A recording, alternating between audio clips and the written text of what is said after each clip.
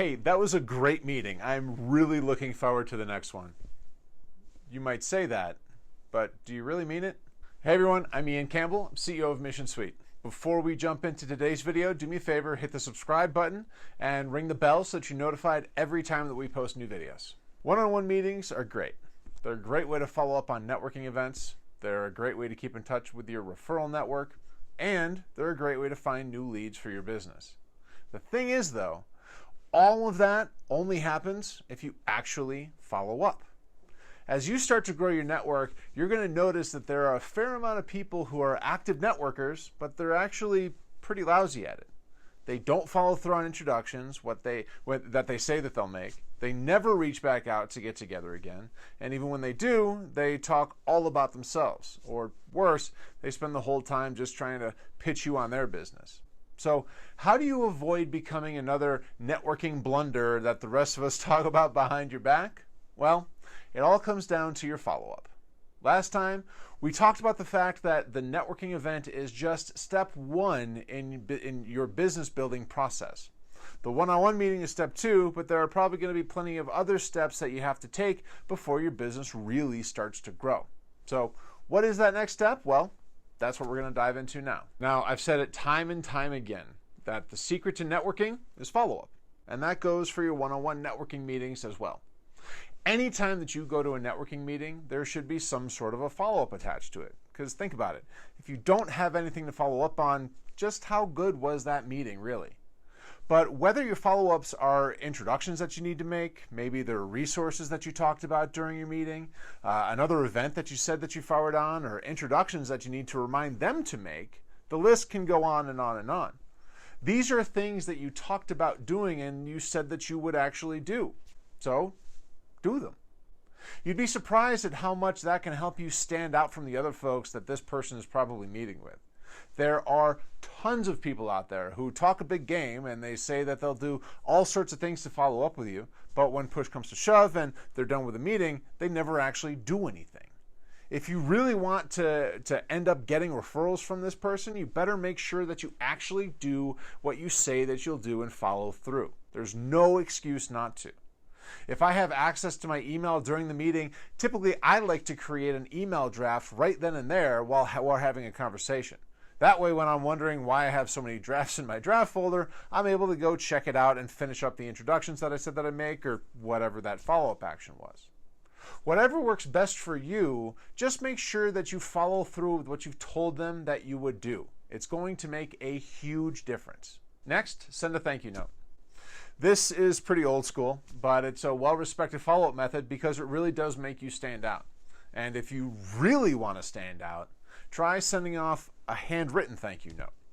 I've been networking professionally for years, and I can count the number of people who have actually followed up with a simple thank you after a meeting. I can count on one hand the number of people who have done so with a handwritten note. If you want to stand out and make sure that people remember you, give it a shot. What's to lose? It'll solidify your presence in their mind, at least for a short time, and it gives you another touch point with them. Now, I know handwritten notes seem to have become a bit of a lost art these days, so I'm wondering, do you ever write handwritten notes to the people that you network with? If you do, let me know in the comments. And while you're down there, be sure to give this video a like and subscribe if you haven't yet, just to make sure that we know that you're getting something out of it. So next thing you should be doing to follow up is try to find one or two introductions that you can make for them. Now I know you may have introduced them to one or two people after your meeting, but if you can find another person or more to introduce them to in between your first meeting and the next time that you talk to them, you're going to look like a rock star. Networking is all about finding valuable connections for you and your business. So if you can help that person do that, it's a simple way to provide big value and let them see just how valuable you can actually be. So this is where those questions that I talked about in my last video about one-on-one meetings comes into play. You need to know who their ideal referral partners are, because chances are you're not going to be able to find a prospective client for them before the next time you see them. It's possible, but odds are somewhat slim. Now that said, if you're networking, I can almost guarantee you that you're talking to or connecting with people who fit their ideal referral partner profile. So make a point to go out and find those ideal referral partners and make those introductions. People refer to people that they know, they like, and they trust. And what better way to get someone to like you than to start sending them people who could lead to new business? Finally, make sure that you decide just how frequently you want to meet with this person.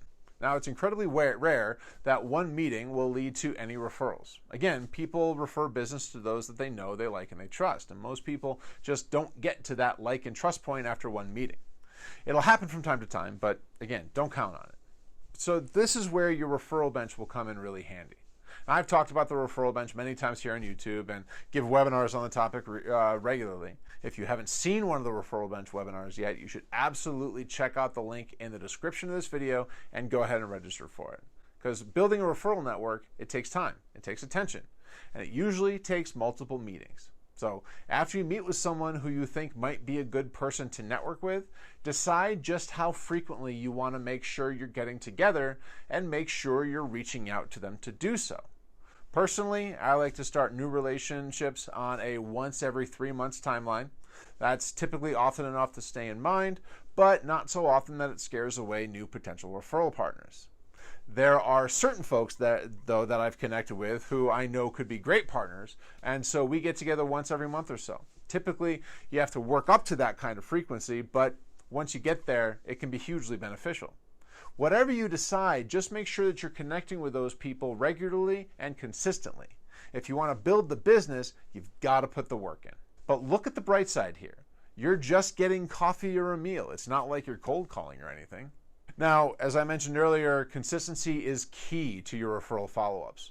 You have to make sure that you're actually reaching out to people to reconnect on a regular basis if you really expect business to come from it. Mission Suite does have a great automation system built in to help you make sure that your outreach happens when you want it to, and it takes the human error out of it.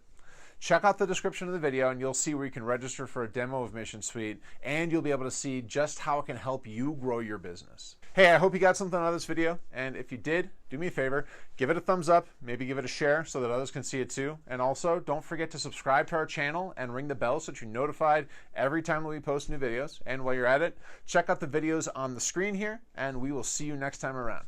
Cheers.